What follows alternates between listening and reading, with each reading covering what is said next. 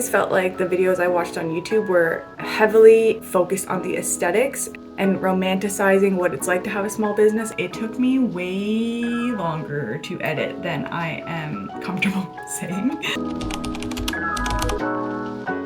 Oh, hello, welcome back. Today we are going to be going through the first video of what I hope will become a series on this channel, and that is to walk you through a full day of work, literally hour by hour of what I get up to either at the studio or at home. The purpose of these videos is to hopefully give new business owners or aspiring business owners or just curious YouTubers a little bit of insight into what do small business owners actually do with their time and with their life. Because when I was trying to start my small business, I was watching a lot of YouTube trying to get a handle on what my day would be like, and I understand it's different for everyone, especially if you're doing something completely different than what I'm doing, which is ceramics and pottery. But I think what I was hoping to find, which I never really did before, was someone walking me through like, this is exactly what I get up to. I saw like the day in the life aesthetic videos of I wake up, I go to the gym, I whatever, but I always just felt like there must be more to that. There must be times when you're not as productive. There must be times when you struggle. There must be times when it's challenging, or there must be times when you do something really great. And I always felt like the videos I watched on YouTube were heavily focused on the aesthetics and that's my dog, sorry, 1 second. Sorry about that. He is the house protector, so obviously there's something we need protecting from. What I hope these videos can bring is just a little bit of transparency into what I actually get up to. I am by far not the most productive person. I am still trying to find the best balance of going to the studio and working from home, managing all of my administrative tasks, as well as doing the actual thing and making the actual pottery. So get cozy. I'm in my sweatpants. I have my monitors in front of me here, and I'll set up the screen so that you can see the planner next to me, and I'll just go through what I get up to. You can start with a day in the studio, and then I'll do a day at home going through administrative tasks. Without further ado, let's get into it. I'll put you over here. There we go. Okay. March 4th, 2024 was a studio day, which meant that I got up around 8 o'clock. I checked some work emails and sent out some messages. So I'm actually a vendor at the Makers Market. I spend $100 a month for my display, and that's before tax, so it's really $113 every month to have my stuff on display. The Makers Market has a variety of different pricings that you can choose from. If $100 is too expensive or not as expensive as you'd like, you pay based on the size of your display at the Makers Market. So I chose a full 4-box display, also because it was at the front of the store, which I thought would be a better spot.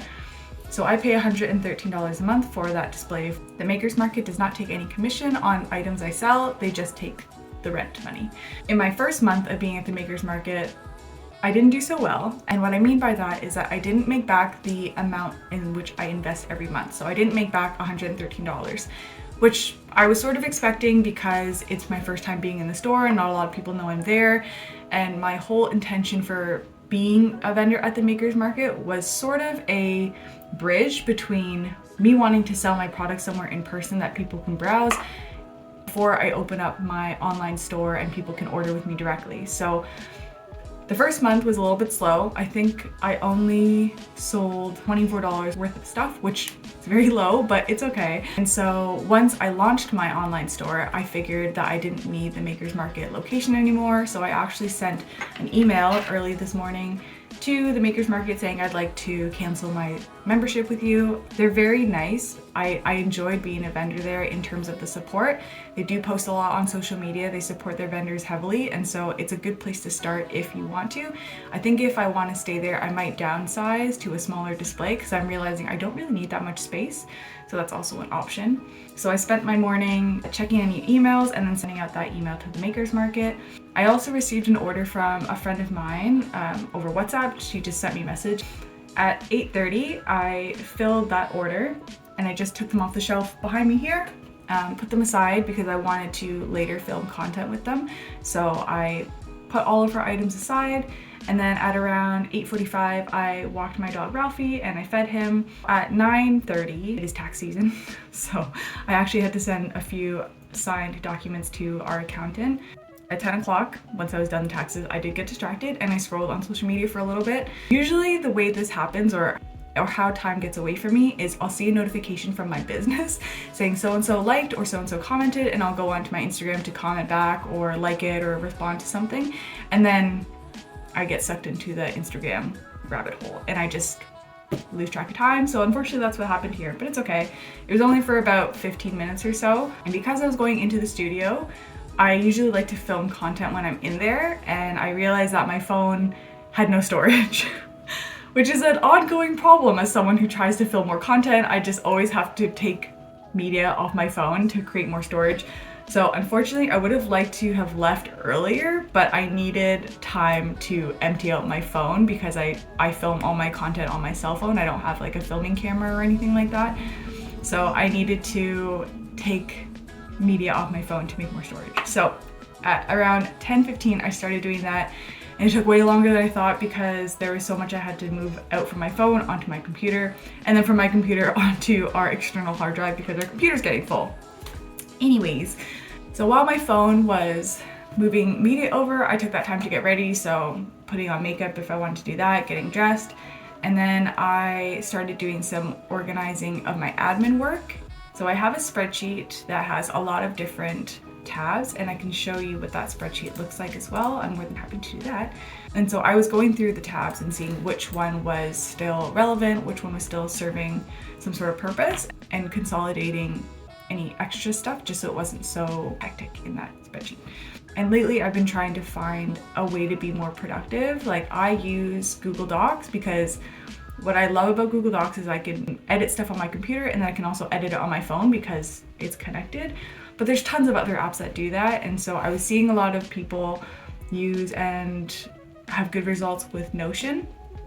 I'll admit Notion is not something I'm super comfortable right now. There's just so much to learn, and the platform is not as user-friendly to me anyways.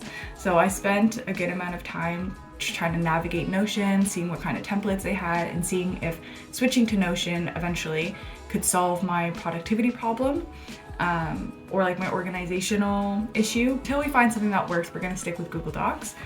So I spent a good amount of time doing that and looking up Notion and organizing my work. And then there's a little spot here for Sprinkles litter. So Sprinkles is my cat, and my partner and I split house responsibilities, and it was my day to clean the litter. After Sprinkles litter, I took Ralphie for his midday walk. Around 1:45, I drove to the studio, and I got to the studio around 2 p.m. I was at the studio from 2 p.m. to 9:45, which seems like a really long day. If I had arrived maybe at 11, then I probably would have left around 7 o'clock, but I got there around 2. This day was a bit out of the ordinary because I'm a member of the studio. We have to fulfill 15 volunteer hours a year. And one of the things I like to volunteer on is helping to load and unload the kiln. That fell on today. I was part of the team who was loading the 𝐒𝐭𝐚𝐲 kiln.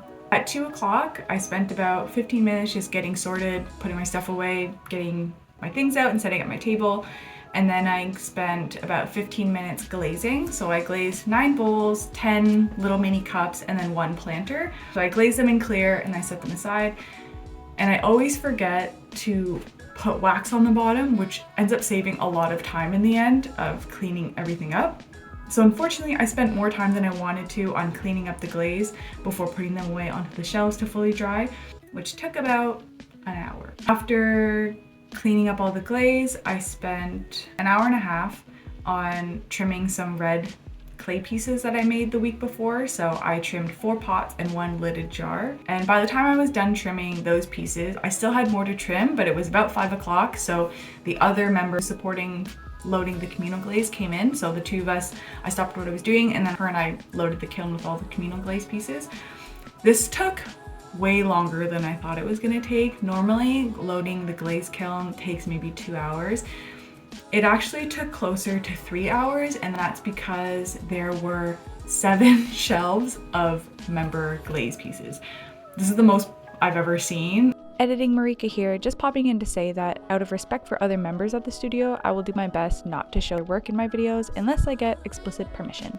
And and there was just a lot. And the reason for that is because my studio is hosting a sale at the end of April, and so everyone is getting prepared with all their pieces and getting stock ready for that sale. So it's pretty busy at the studio right now in terms of like people making more pieces, which is fine, you know. It's just that there was a lot and it took longer. Everything needs to be a little bit more careful when you load a glaze kiln.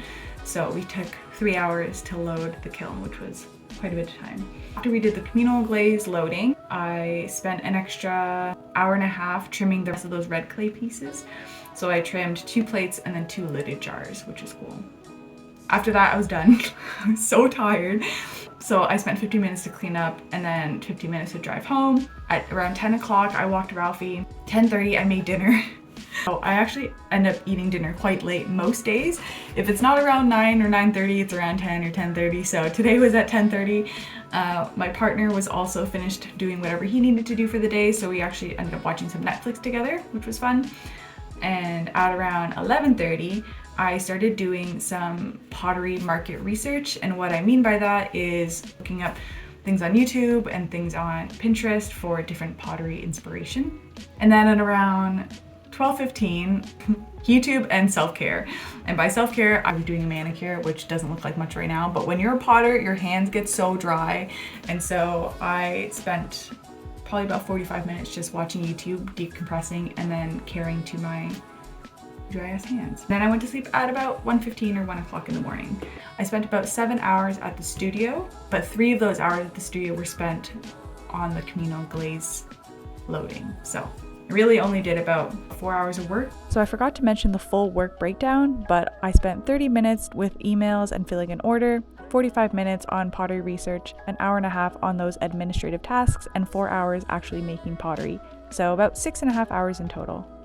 Next day is March 5th, and this was a work from home day. So this one maybe might be a little bit more interesting in terms of all the extra stuff I have to do for my business that isn't making pottery. 8:30, woke up, checked emails, and actually the night before I received my direct deposit from the Makers Market for the month that had just passed. I made $100.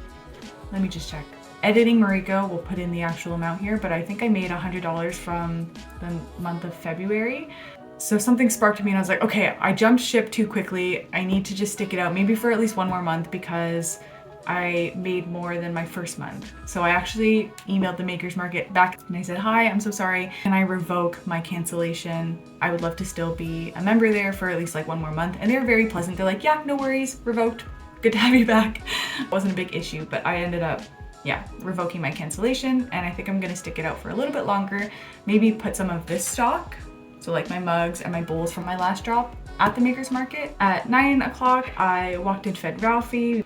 And at 9:30, I had to do a bit of my financials, so my personal financials. And while I was doing that, I was getting ready, so doing my makeup and getting ready for the day.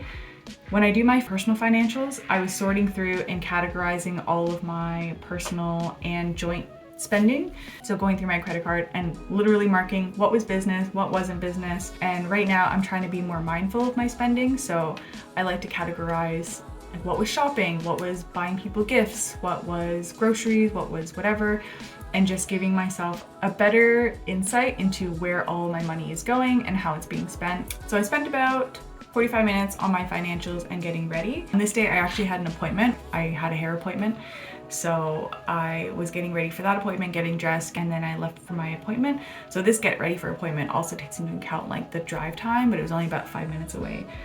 So from 11 to 12, I was at my hair appointment. And then when I came back from my appointment, I decided to take a lunch and watch some YouTube. I'm really into following these 2 content creators, so Shauna and Hannah. After lunch and YouTube, I did Sprinkles' Litter, and I started to film my first long form content for YouTube, which was very exciting. It took a little bit longer than I thought, but it was this video here where I do a little sit down and give you a 4-month update on what I've been up to and where my business has gone. So I sat down and filmed the raw footage for that content. It took me way longer to edit than I am comfortable saying. So I edited that video from 2:15 until 10 o'clock. I did some things in between, but I spent almost the entire afternoon editing that video. At 4 o'clock, I walked Ralphie. At 5 o'clock, I wanted to try and cut down my cost wherever I could. And one of those things was switching from my Canva Pro membership to just the regular basic Canva free membership. I just found that I don't really use all the pro benefits as much as I thought I did, so that's one area where I decided to cut cost. I think it's $19 a month to use the pro, but now it'll be free, so that's great. At 5:15, I had a little snack and my partner and I reviewed our joint financials, and we do that every single month. At 6:30, I realized I didn't have a reel scheduled for one of the days of the following week, so I spent about 15 minutes editing a reel and scheduling it to post for next week. At 7:30, I had a catch up with my partner, and we try to do this at least 2 times a week, if not more, where we spend dedicated time to sit down together and catch up on like things that, you know, we're just too busy throughout the week to really catch up on. So things with our friends or stuff at work, or if there's something around the house that we wanted to bring up and talk about, then we spend time at least twice a week trying to do that together. At 8 o'clock, I got an email from someone offering an opportunity for me to be a vendor at their market. I was a little bit hesitant, not knowing if it was spam or not, so I spent a bit of time trying to do my research and see if they were a legitimate company, a legitimate event, so I spent some time doing that. And I ended up responding to their email with a couple more questions. At around 8:15, we were going to an event this weekend coming up, so I purchased a present for those individuals. At 10 o'clock, I spent a little bit more time editing another reel and scheduling that to my socials for the next week as well. So now I would have 2 reels ready to go, scheduled for the following week, which is great. And around 10:30, my partner and I did dinner and Netflix again. And at 11:30 to 2 a.m., I continued editing my long form content. Again, I spent a decent amount of time editing that video, and I'm really proud of it. If you haven't taken a look, feel free to go check that out. And then I went to sleep at 2 a.m. And now I'm gonna bring you in a little bit closer, and we're gonna go through the lowlights and highlights from those 2 days.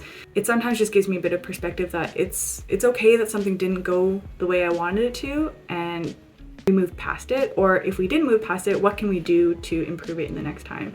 And the highlights, because we love to celebrate little wins here, or big wins. So anyways, March 4th, so the studio day. I only really had one low light for that day, and that it's the 𝐒𝐭𝐴 glaze took so long.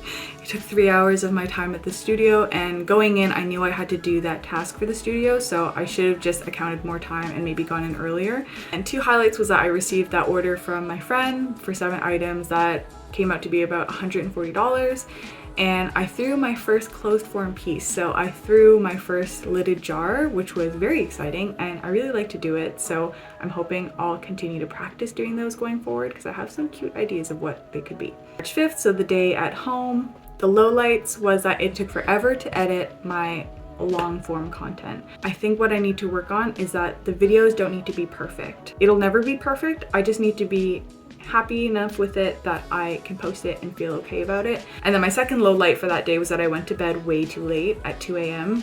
So I'm trying to get better at sleeping early and getting a decent amount of sleep, because not getting enough sleep can really impact like so much. I remember waking up the next day just not feeling great. So we're gonna try and sleep a little bit earlier now. And some highlights was that I actually did film. I sat down and filmed my first long form content, which I had been putting off. If you watch that video, I put it off for 4 months.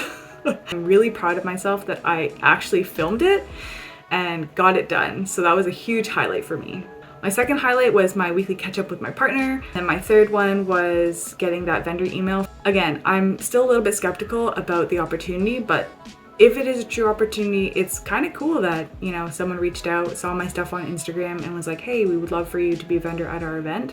So that was kind of cool and interesting. I'm still a bit skeptical, but it's okay. I'm gonna do my due diligence and look them up and make sure that they're a legitimate company or organization before committing myself to that type of event. But anyways, that's it for me today. Thank you all for watching. Like and subscribe to the channel if you want to see more content like this, and I'll see you in the next one.